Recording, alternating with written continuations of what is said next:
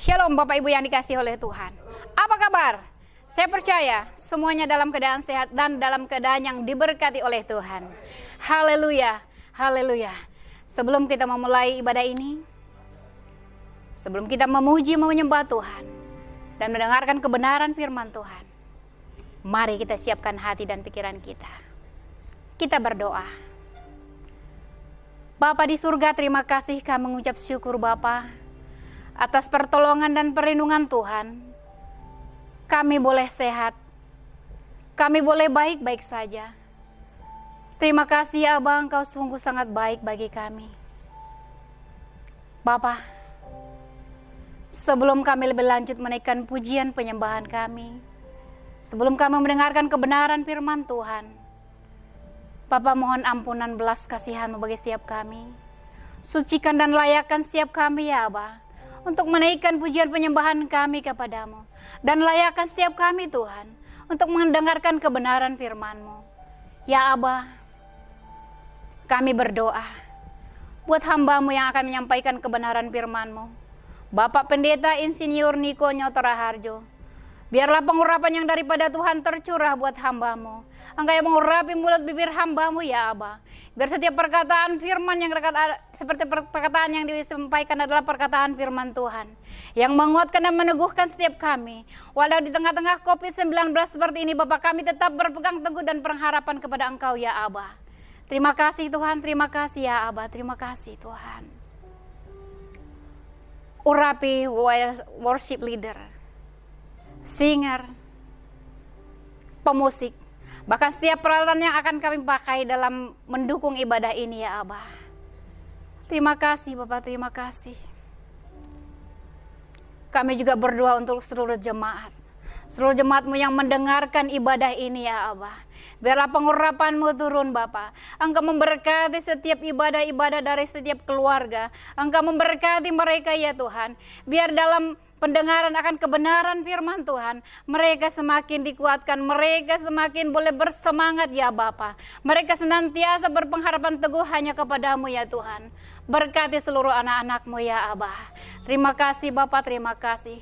Kami juga berdoa, kalau sebentar kami akan menerima perjamuan kudus, biarlah pengurapan daripada surga Tuhan melayakkan dan menyucikan setiap kami. Biarlah pengampunan yang daripada Tuhan, sehingga kami boleh layak menerima perjamuan kudus ini ya Tuhan. Engkau tuntun dan pimpin Bapa hamba-Mu yang memimpin perjamuan kudus ini ya Tuhan. Terima kasih dan kami percaya, hanya oleh karena kasih-Mu, hanya kalau anugerah-Mu ya Tuhan, kami boleh menerima perjamuan ini. Di dalam nama Tuhan Yesus, Tuhan, Engkau yang memberkati ibadah ini dari awal hingga akhir. Dan kami percaya, semuanya boleh kami lakukan hanya untuk kemuliaan nama-Mu saja, mulai sekarang kekal sampai selama-lamanya. Terpujilah nama-Mu ya Tuhan, karena Engkau Allah yang luar biasa. Hanya di dalam nama Tuhan Yesus Kristus kami siap memuji menyembah Engkau. Haleluya, haleluya, amin. Shalom Bapak Ibu Saudara. Shalom. Semua diberkati oleh Tuhan hari ini, amin. Puji Tuhan. Saudara, ketika kita bersama dengan Tuhan, kita berjalan bersama dengan Tuhan, maka ada kekuatan yang berasal daripada Tuhan yang akan memampukan kita untuk melewati setiap musim atas kehidupan kita, amin. Kita punya Tuhan yang luar biasa, kita punya Tuhan yang gak pernah meninggalkan setiap kita. Karena Tuhan yang bersama dengan kita, Dia adalah Tuhan yang luar biasa. Mari kita angkat pujian ini, katakan dengan-Mu Tuhan. Haleluya. Betapa besarnya Engkau Tuhan atas kehidupan kami. Tak pernah ku ragu akan kesetiaan-Mu. Kau pegang hidupku sepenuh jiwa, sepenuh jiwaku. Ku yakin dan percaya Kau tuntun langkahku. Yesus, Kaulah Raja dalam hidupku, berkuasa berjaya untuk selamanya. Hanya Kau Tuhan, sumber kekuatan. Kuasa-Mu tercurah bagiku senantiasa. Denganmu Tuhan, bukan berjalan dari kemuliaan sampai kemuliaan selamanya. Haleluya. Dari kemuliaan sampai dengan kemuliaan ada Engkau dan kehidupan kami ya Tuhan. Haleluya. Tak pernah ku ragu akan kesetiaan-Mu. Kau pegang hidupku sepenuh jiwa, sepenuh jiwaku. Ku yakin dan percaya Kau tuntun langkahku. Katakan Yesus Kau, Yesus Kaulah Raja dalam hidupku. Berkuasa berjaya untuk Yesus Kau, Yesus Kaulah Raja dalam hidupku. Berkuasa berjaya untuk selamanya. Siap-siap katakan hanya Kau Tuhan, sumber kekuatan. Kuasa-Mu tercurah bagiku senantiasa. Denganmu Tuhan, bukan berjalan dari kemuliaan sampai kemuliaan selamanya. Haleluya. Kau baik Tuhan, Engkau luar biasa atas kehidupan kami ya Abang. Berikan tepuk tangan sorak-sorai yang paling meriah buat Tuhan. Haleluya. Mari kita siapkan hati kita. Kita mau katakan bahwa Tuhan Engkau luar biasa. Engkau dahsyat Tuhan. Engkau Tuhan yang gak pernah meninggalkan kehidupan kami. Engkau Tuhan yang selalu memberikan kekuatan untuk kami boleh tetap tegak berdiri dengan kaki kami. Terima kasih Tuhan. Haleluya, haleluya.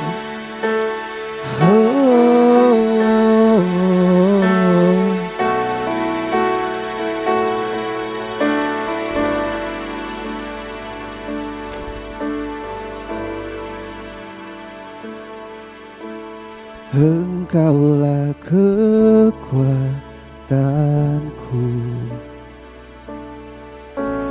tempat perlindunganku saat badai menerpa. Aku tak akan goyah. Haleluya. Engkaulah kekuatanku, tempat perlindunganku saat badai menerpa.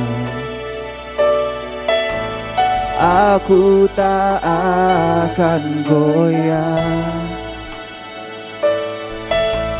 Aku tak akan goyah, sebab Kau sertaku. Katakan sejauh langit, sejauh langit dari bumi. Begitu besarnya kasih-Mu, penuhi hati kami yang rindu menyembah-Mu, Yesus. Sejauh langit dari bumi, begitu besarnya kasih-Mu. Kaulah Tuhan, kekuatanku, sukacitaku. Lebih sungguh lagi katakan sejauh langit, sejauh langit dari bumi. Begitu besarnya kasih-Mu, penuhi hati kami yang rindu menyembah-Mu. Yesus, sejauh langit dari bumi, begitu besarnya kasih-Mu.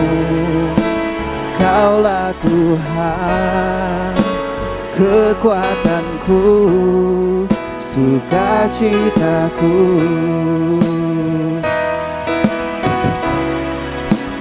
Kaulah Tuhan, kekuatanku, sukacitaku.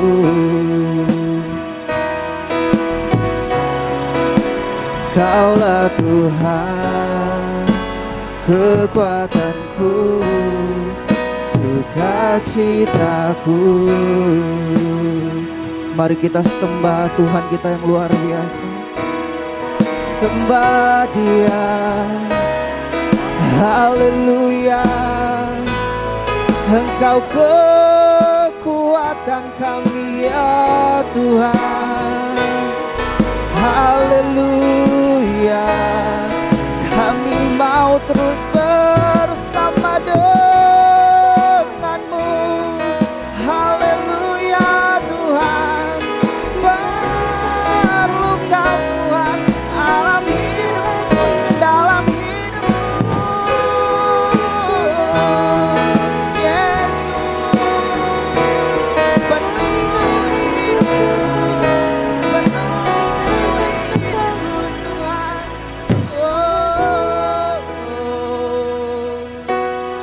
Shalalararabata shididididididi. Shalalararabata shididididididi. Haleluya. Memandang wajah-Mu dan berseru, pertolonganku datang dari-Mu. Peganglah tanganku, jangan lepaskan. Kaulah harapan dalam hidupku. Ku pandang wajah-Mu dan berseru, pertolonganku datang dari-Mu. Peganglah tanganku, jangan lepaskan. Kaulah harapan dalam hidupku.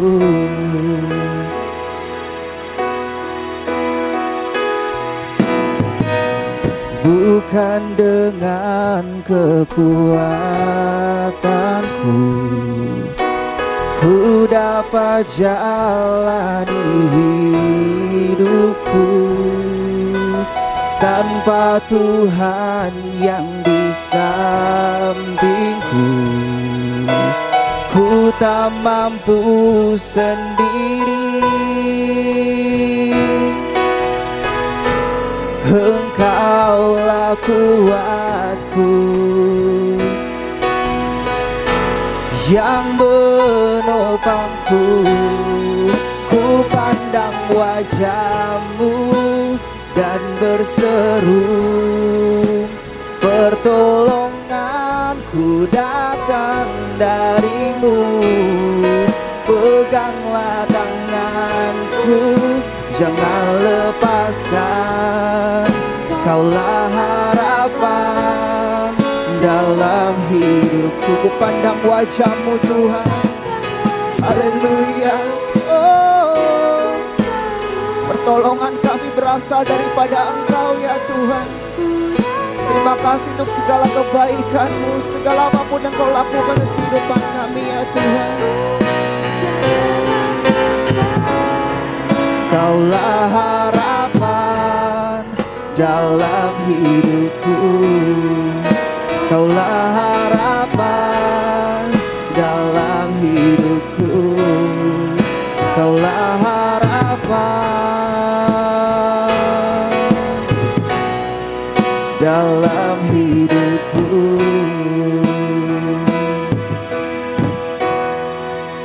Kami ucapkan syukur untuk pagi hari yang indah ini Tuhan. Terima kasih untuk segala kebaikan-Mu, segala hal yang Kau lakukan atas kehidupan kami hingga detik ini ya Tuhan. Kami ada sebagaimana kami ada saat ini, semua karena anugerah-Mu, semua karena kebaikan-Mu ya Aba ya Bapa. Pagi hari ini kami mau siapkan hati kami untuk ditaburi oleh kebenaran firman Tuhan yang akan disampaikan oleh hamba-Mu ya Aba ya Bapa. Bapak Insinyur Niko Noto Raharjo ya Tuhan, Kau berikan kekuatan kepada hamba-Mu ini, urapi hamba-Mu ini ya Tuhan. Taruh perkataan ilahi kepada mulut bibir hamba-Mu ini ya Aba ya Bapa. Apapun yang hamba-Mu akan sampaikan kepada setiap kami adalah isi hati-Mu ya Tuhan. Kami serahkan ibadah kami ke dalam tangan-Mu. Engkau yang pegang kendali atas semua apapun yang kami lakukan dan kerjakan hari ini Tuhan. Siapkan hati kami, berikan telinga seorang murid, hati seorang hamba kepada setiap kami untuk ditaburi kebenaran firman Tuhan. Setiap firman ditaburkan pagi hari ini boleh tumbuh di dalam hati kami, berbuah ya Tuhan, lebat dalam kehidupan kami. Sehingga kami boleh aplikasikan setiap firman itu dalam kehidupan kami ya Aba ya Bapa. Terima kasih Tuhan kami yang baik, terima kasih Bapa kami yang baik. Kami serahkan semuanya ke dalam tangan-Mu. Dalam nama Yesus kami berdoa dan mengucap syukur kepada Engkau. Mari sama-sama kita katakan, amin. Shalom semuanya. Alkitab berkata bahwa Kristus telah mati karena dosa-dosa kita. Dia dikuburkan, tetapi pada hari yang ketiga Dia dibangkitkan. Setelah itu selama 40 hari Tuhan Yesus menampakkan diri kepada lebih dari 500 murid-muridnya untuk membuktikan bahwa Dia hidup. Dan dengan disaksikan oleh murid-muridnya, Tuhan Yesus terangkat ke sorga. Pesan terakhir Tuhan Yesus kepada murid-muridnya seperti yang tertulis dalam Kisah Para Rasul 1 ayat 8. Tetapi kamu akan menerima kuasa kalau Roh Kudus turun ke atas kamu, dan kamu akan menjadi saksiku di Yerusalem dan di seluruh Yudea dan Samaria dan sampai ke ujung bumi. Kalau saudara adalah murid Tuhan Yesus, berarti pesan ini juga buat saudara dan saya. Setelah Tuhan terangkat ke sorga, 120 murid-murid berkumpul di kamar loteng di Yerusalem. Mereka melakukan ini karena Tuhan Yesus memerintahkan agar mereka jangan pergi dari kota Yerusalem sebelum diperlengkapi dengan kuasa dari tempat tinggi. Apa yang mereka lakukan? Mereka semua bertekun dengan sehati dalam doa bersama-sama. Artinya mereka berdoa, memuji dan menyembah Tuhan dalam unity siang dan malam. Ini adalah prinsip restorasi Pondok Daud. Setelah 10 hari mereka melakukan itu, pada hari raya Pentakosta, tiba-tiba terdengarlah seperti tiupan angin keras di ruangan itu. Kemudian tampaklah lidah-lidah seperti nyala api, bertebaran dan hinggap kepada mereka masing-masing. Dan mereka dipenuhi dengan Roh Kudus, dengan tanda awal berbahasa roh. Setelah itu mereka dipakai oleh Tuhan untuk menjadi saksinya. Mereka melakukan amanat agung Tuhan Yesus. Peristiwa pencurahan Roh Kudus ini kita sebut sebagai Pentakosta yang pertama. Ku mau hidup seturut kehendak Tuhan. Ku mau memberi semua yang ku dapat berikan. Ku mau cinta Dia lebih dari semua. Ku tak dapat membalas kasih-Nya. Ku mau hidup seturut kehendak Tuhan. Ku mau memberi semua yang ku dapat berikan. Ku mau cinta Dia lebih dari semua. Ku tak dapat membalas kasih-Nya. Ku tak dapat membalas kasih-Nya. ketika Tuhan Yesus ditanya oleh murid-muridnya mengenai tanda kedatangan Tuhan Yesus kembali dan tanda kesudahan dunia ini, salah satunya Tuhan Yesus menjawab dari Matius 24 ayat 14. Dan Injil kerajaan ini akan diberitakan di seluruh dunia, menjadi kesaksian bagi semua bangsa. Dan sesudah itu barulah tiba kesudahannya. Jadi Tuhan Yesus akan datang kembali setelah Injil kerajaan diberitakan di seluruh dunia, menjadi kesaksian bagi semua bangsa. Tuhan Yesus pasti datang kembali. Karena itu Tuhan Yesus memberikan tugas kepada kita, murid-muridnya, untuk menjadi saksi. Yaitu pergi dan menjadikan semua bangsa itu murid Tuhan Yesus. Ini yang disebutkan dengan amanat agung Tuhan Yesus. Untuk melakukan amanat agung Tuhan Yesus tidak bisa dengan kekuatan sendiri, tetapi dengan kuasa yang diberikan Roh Kudus kepada kita. Kalau kita merindukan kedatangan Tuhan Yesus, seharusnya kita melakukan amanat agung dengan sungguh-sungguh. Ada berapa banyak yang merindukan kedatangan Tuhan Yesus? Sebelum Roh Kudus dan dalam Pentakosta pertama dicurahkan, murid-muridnya semua bertekun dengan sehati dalam doa bersama-sama. Hal ini juga dilakukan pada waktu menantikan pencurahan Roh Kudus di Azusa Street, Los Angeles, yang kita sebut sebagai Pentakosta kedua. Saya percaya ini juga berlaku untuk Pentakosta ketiga. Sebelum pencurahan Roh Kudus yang dahsyat dari Pentakosta ketiga, maka umat Tuhan semua harus bertekun dengan sehati dalam doa bersama-sama. Selama beberapa tahun terakhir, saya selalu bertanya kepada Tuhan, Tuhan, bagaimana untuk membuat umat Tuhan semua bertekun dengan sehati dalam doa bersama-sama? Tetapi yang luar biasa, hari-hari ini kita melihat bahwa dengan adanya pandemi COVID-19, Tuhan memaksa kita, umat Tuhan, agar kita semua bertekun dengan sehati dalam doa bersama-sama. Bagi saya, ini adalah tanda bahwa pencurahan Roh Kudus Pentakosta ketiga akan segera terjadi. Hal ini juga dinubuatkan oleh nabi-nabinya, seperti Cindy Jacob, Chuck Pierce, James Goll. Cindy Jacob bahkan bernubuat untuk gereja kita, bahwa akan makin banyak gereja-gereja yang akan ditanam. Dan akan banyak muncul murid-murid Tuhan Yesus. Kemuliaan Tuhan akan turun di gereja-gereja ini. Dan bahkan mereka, yaitu saudara akan diutus sampai ke ujung-ujung bumi. Sedangkan James Goll melihat bahwa orang-orang di Indonesia sedang catching the fire. Pada saat murid-murid Tuhan Yesus dipenuhi Roh Kudus, tanda awalnya adalah mereka berbahasa roh. Saya rindu agar saudara semua dibaptis Roh Kudus dengan tanda awal berbahasa roh, karena banyak manfaatnya. 1 Korintus 14 ayat 2 berkata, siapa yang berkata-kata dengan bahasa roh, tidak berkata-kata kepada manusia, tetapi kepada Allah. Sebab tidak ada seorang pun yang mengerti bahasanya. Oleh roh ia mengucapkan hal-hal yang rahasia. Karena itu pada waktu kita berkata-kata dalam bahasa roh, kita merasakan hadirat Tuhan. Ada sukacita yang akan memenuhi kita. Seperti yang dikatakan dalam Mazmur 16 ayat 11. Di hadapanmu ada sukacita berlimpah-limpah.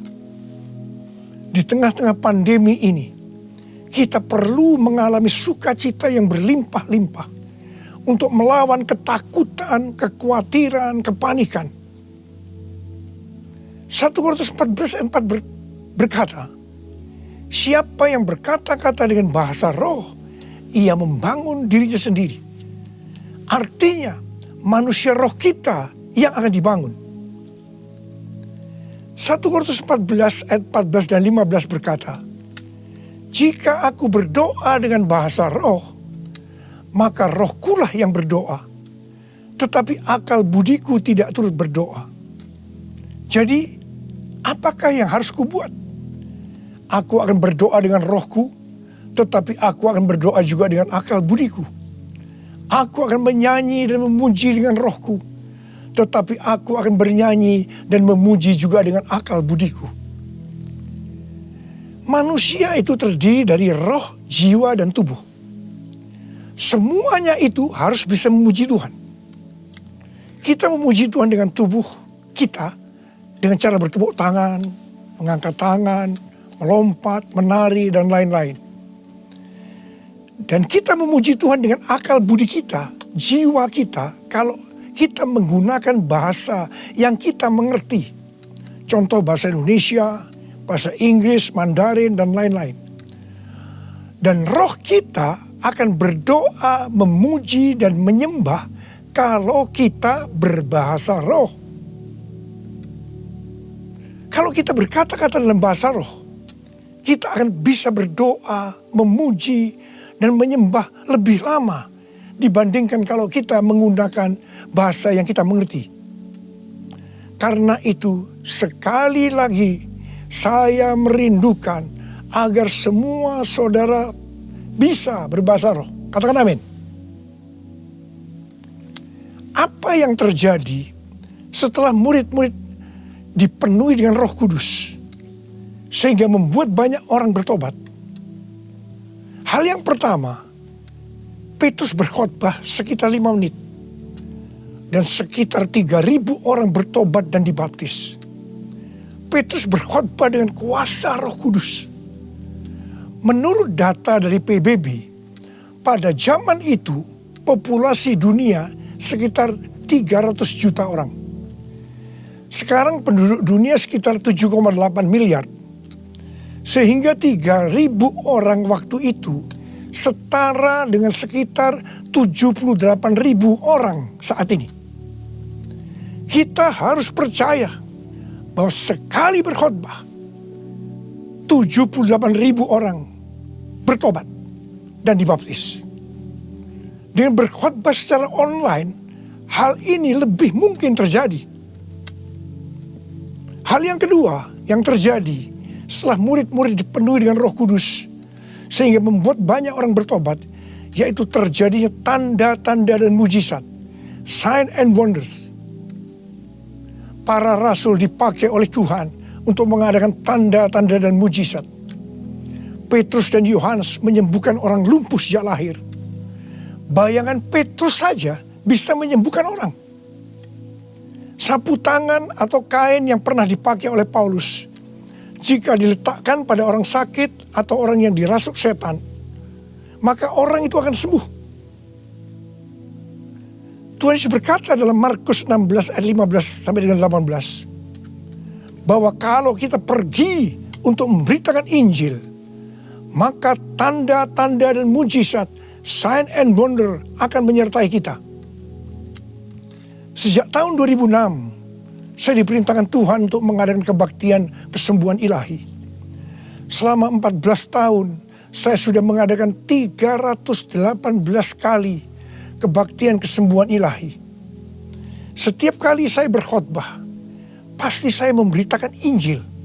Dan tanda-tanda dan mujizat terjadi. Saya diperkenankan oleh Tuhan untuk melihat dan mengalami mujizat seperti yang dilakukan oleh Tuhan Yesus 2000 tahun yang lalu.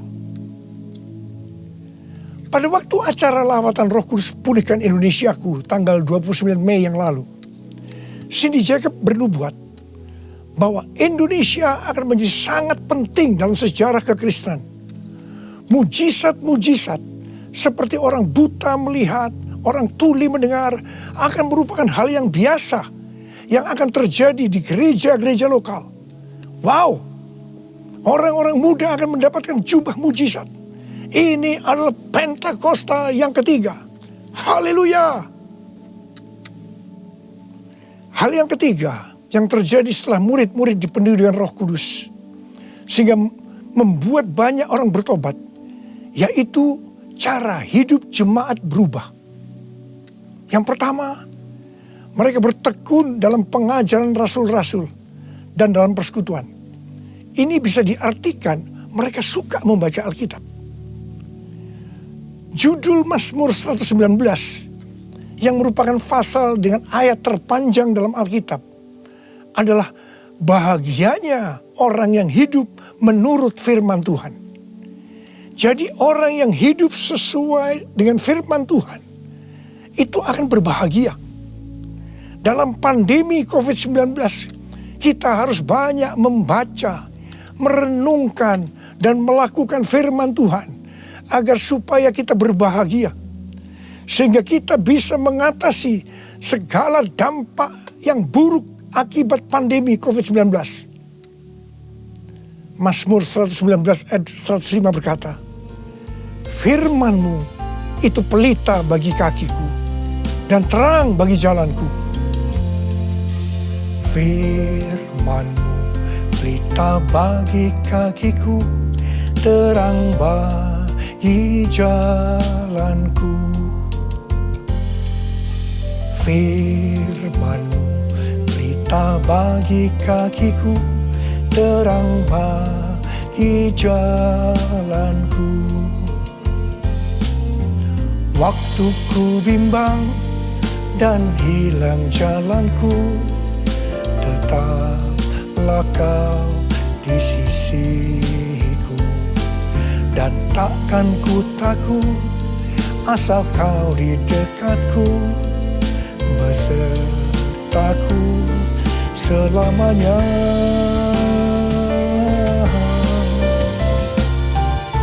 Firman-Mu pelita bagi kakiku, terang bagi jalanku. Terang bagi jalanku, terang bagi jalanku.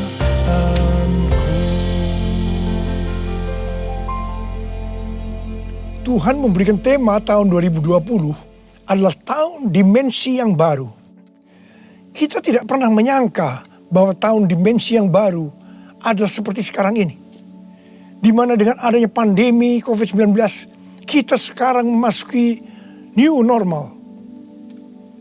Ayat emas yang Tuhan berikan adalah dari 2 Korintus 3 ayat 18 dan Ulangan 28 ayat 13 dan 14.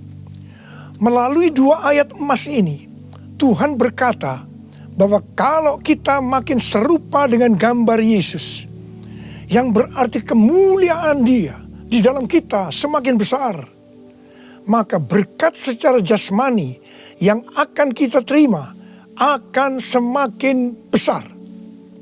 Kita diberkati untuk menjadi berkat. Katakan amin.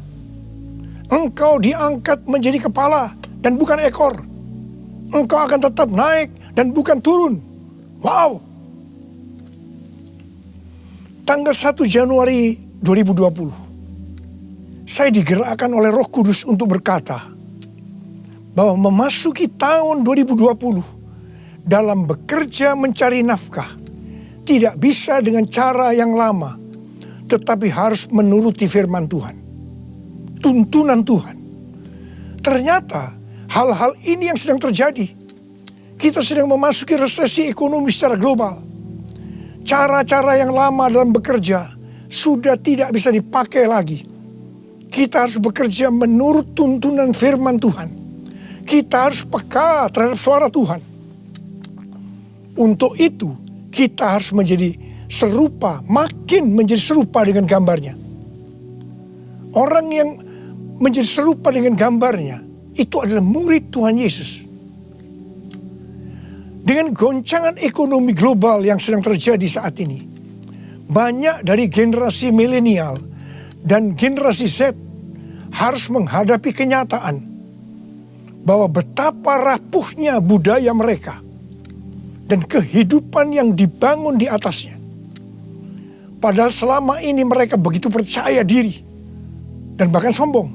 Maaf, mereka merasa tidak perlu melibatkan Tuhan, tidak perlu bertanya kepada Tuhan dalam sebuah resep kesuksesan. Sekarang mereka akan tergoncang. Karena itu saya percaya bahwa melalui pandemi COVID-19 ini, banyak orang-orang muda yang bertobat dari cara-cara yang lama. Mereka kalau mau diberkati dalam seluruh yang dikerjakan, engkau harus menjadi murid sehingga peka terhadap tuntunan Tuhan. Tidak salah kalau akan terjadi kebangkitan generasi Yeremia, yaitu anak-anak muda yang dipenuhi dengan Roh Kudus, cinta mati-matian kepada Tuhan Yesus, tidak kompromi terhadap dosa, dan akan memenangkan banyak jiwa. Hal yang kedua, cara hidup jemaat berubah. Mereka selalu berkumpul memecahkan roti dan berdoa. Ini bisa dikatakan bahwa mereka hidup dalam unity dan suka berdoa. Yang ketiga, cara hidup jemaat berubah. Mereka suka memberi. Suka memberi. Sehingga tidak ada yang berkekurangan. Dalam keadaan krisis ekonomi ini, kita diperintahkan oleh Tuhan untuk memberi dan menabur. Kisah Para Rasul 20 ayat 35b berkata, adalah lebih berbahagia memberi daripada menerima. Saudara harus saling memperhatikan mereka-mereka yang ada di kul-kul. Cara hidup jemaat berubah. Mereka selalu bergembira dan dengan tulus hati sambil memuji Allah. Jadi, mereka semua suka membaca Alkitab, suka berdoa, unity, suka memberi, suka memuji Allah dengan gembira dan tulus hati. Dan dikatakan mereka disukai semua orang. Dan tiap-tiap hari jumlah orang yang diselamatkan bertambah. Haleluya! Haleluya! Haleluya!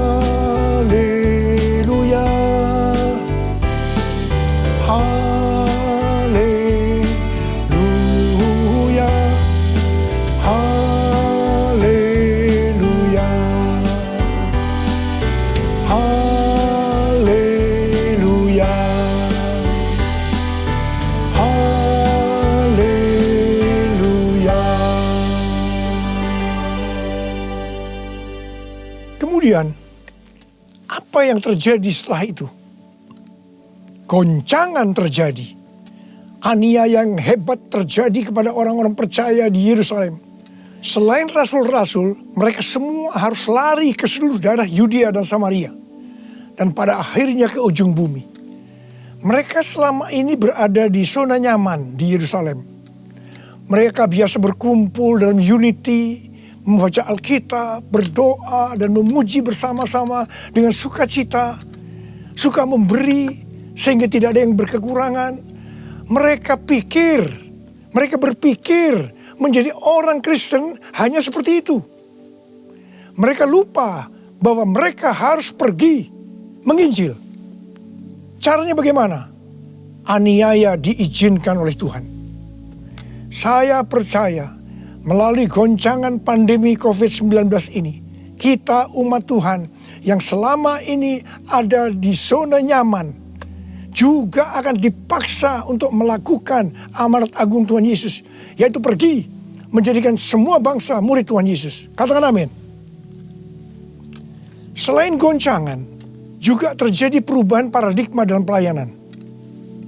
Selama ini murid-murid Tuhan Yesus mempunyai pengertian bahwa yang memperoleh keselamatan hanya orang-orang Yahudi saja. Tetapi dengan adanya pertobatan dari Kornelius yang bukan orang Yahudi, dan Roh Kudus turun ke atas mereka dan mereka berbahasa roh. Dengan perdebatan yang cukup panjang, akhirnya lewat kesaksian Petrus, para rasul dan seluruh orang percaya di Yudea dapat menerima bahwa keselamatan bukan hanya untuk orang Yahudi saja, tetapi untuk semua bangsa, termasuk bangsa Indonesia. Katakan amin. Dengan adanya pandemi COVID-19, kita juga mengalami perubahan paradigma dalam pelayanan kita. Yang tadinya kita beribadah di gedung gereja, kita berkumpul bersama-sama, bisa berjabatan tangan, saling berpelukan, menyatakan kasih kita, melakukan penumpangan tangan, sekarang berubah total menjadi ibadah online. Bahkan ada yang tidak bisa melakukan online sehingga tidak bisa beribadah. Kita memasuki new normal dan tidak bisa melakukan seperti hal-hal di atas. Kita tidak tahu dengan pasti bentuk ibadah kita selanjutnya. Tetapi yang Tuhan mau, kita bisa menerima perubahan paradigma dalam pelayanan ini. Karena sama seperti yang terjadi pada waktu itu. Dengan adanya perubahan paradigma, justru terjadi penuaian yang jauh lebih besar. Itu juga yang akan terjadi pada kita pada hari-hari ini. Saya mau berdoa buat saudara. Mari angkat tangan saudara. Kita nyanyikan lagu ini bersama-sama. Curahkanlah kuasa-Mu Tuhan. Mujizat terjadi di tempat ini. Amin. Curahkanlah kuasa-Mu Tuhan. Mujizat terjadi sekarang ini. Curahkan dia Tuhan. Curahkanlah kuasa-Mu Tuhan. Mujizat terjadi di tempat ini. Haleluya. Curahkanlah kuasa-Mu Tuhan. Mujizat terjadi sekarang ini. Mujizat terjadi sekarang ini. Mujizat terjadi sekarang ini.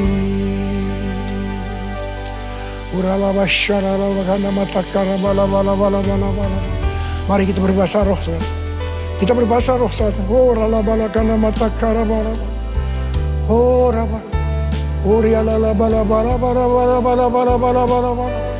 Oh Yesus, oh Yesus, Yesus.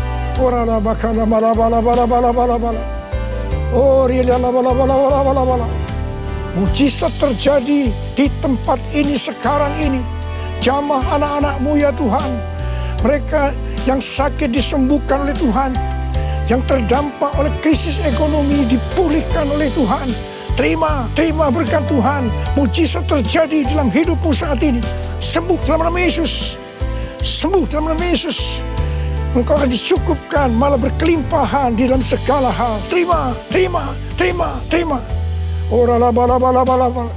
Tuhan, curahkan kuasa-Mu. Pakai anak-anak-Mu semua nih Tuhan. Menjadi saksi-Mu. Melakukan amanat agung Tuhan Yesus.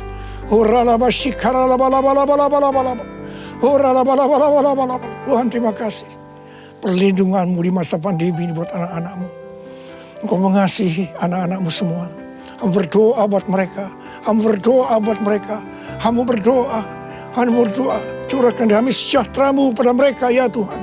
Terima kasih ya Bapak. Terima kasih Bapa. Dalam nama Yesus kami berdoa.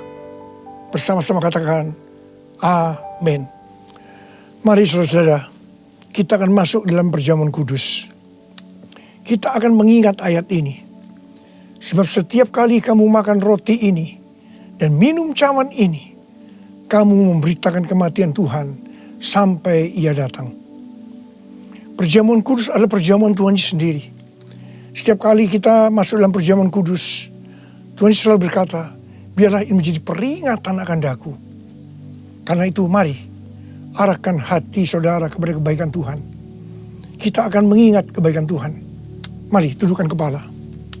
Tuhan, siapakah kami ini sebelum kami mengenal Engkau? Kami semua orang berdosa. Upah dosa adalah maut, mati.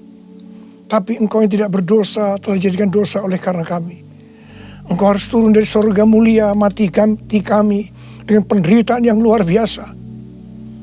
Sungguh betapa baiknya Engkau ya Tuhan. Engkau jadikan kami sebagai anak-anak-Mu. Engkau tuntun, Engkau bela, Engkau lindungi. Engkau tegur kalau kami salah. Engkau sembuhkan kami. Tuhan, itu Engkau ya Abah. Itu Engkau. Saudara, Tuhan akan memberkati saudara melalui perjamuan kudus. Tapi Tuhan mau kita makan dan minum dengan cara yang benar. Oleh karena itu sekarang masing-masing berdoa. Introspeksi. Lihat keadaan dirimu masing-masing. Jangan menyimpan dosa. Kalau saat ini Tuhan ingatkan ada dosa yang harus diselesaikan, langsung minta ampun. Katakan ampuni saya Tuhan. Ampuni, ampuni, ampuni saya Tuhan. Tuhan, ampuni anak-anak-Mu Tuhan. Ampuni anak-anak-Mu ya Tuhan. Layakkan kami untuk masuk dalam perjamuan kudus hari ini. Betapa baiknya Engkau ya Tuhan di tengah-tengah pandemi ini. Engkau terus menyertai kami anak-anak-Mu. Terima kasih Bapa. Kami akan masuk dalam perjamuan kudus dengan hati yang penuh ucapan syukur. Dalam nama Yesus. Amin. Sekarang mari angkat roti di tangan kanan saudara tinggi-tinggi. Sebab apa yang telah kuteruskan kepadamu telah aku terima dari Tuhan. Yaitu bahwa Tuhan Yesus pada malam waktu ia diserahkan mengambil roti. Dan sesudah itu ia mengucap syukur atasnya. Dia memecah-mecahkannya dan berkata, inilah tubuhku yang diserahkan bagi kamu. Perbuatlah ini menjadi peringatan akan aku. Saudara yang kasih Tuhan, bukankah roti yang kita pecah-pecahkan ini adalah persekutuan kita dengan tubuh Kristus? Mari kita makan dalam nama Yesus.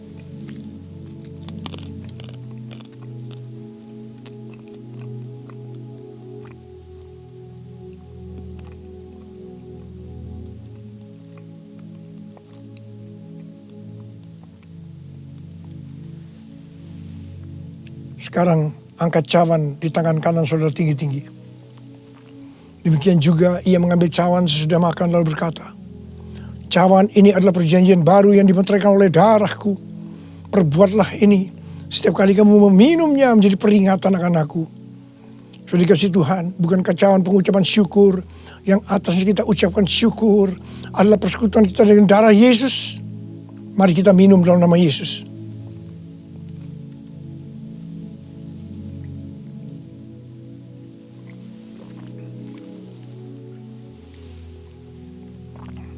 Mari, angkat tangan saudara.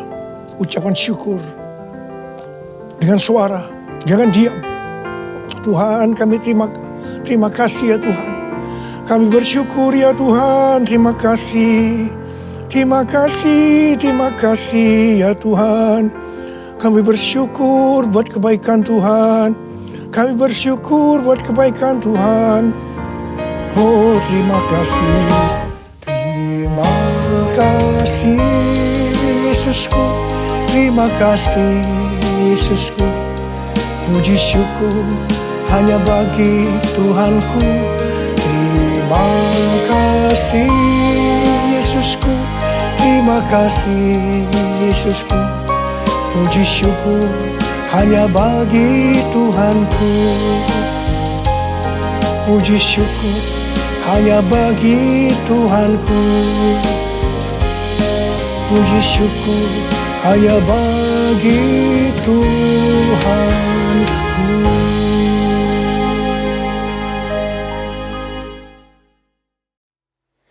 Shalom, saya yakin dan percaya kita semua pasti diberkati oleh firman Tuhan yang disampaikan oleh Bapak Pendeta Insinyur Niko Nyotora Harjo. Kami mengucapkan terima kasih untuk setiap persembahan yang sudah diberikan, yang telah kami salurkan untuk mereka yang sangat membutuhkan. Kami berdoa kiranya Tuhan yang mengembalikan kepada Bapak Ibu berlipat kali ganda. Bagi Bapak Ibu yang rindu untuk menjadi saluran berkat, dapat memberikan persembahan melalui rekening BCA kami atas nama GBI Ampera Umum di nomor 0706 555 158. Untuk sementara ini, kami masih melaksanakan ibadah online sampai pandemi di daerah kami mereda. Sampai jumpa di ibadah online berikutnya. Tuhan Yesus memberkati. Angkat tangan saudara, terima berkat Tuhan. Pulanglah dengan berkat Tuhan. Kasih karunia yang berlimpah-limpah daripada Allah Bapa dalam anak yang tunggal Yesus Kristus. Persekutuan yang manis dengan Roh Kudus menyertai saudara sekalian mulai hari ini sampai terus datang menjemput kita di awan-awan dan bahkan sampai selama-lamanya. Yang percaya bersama-sama katakan amin.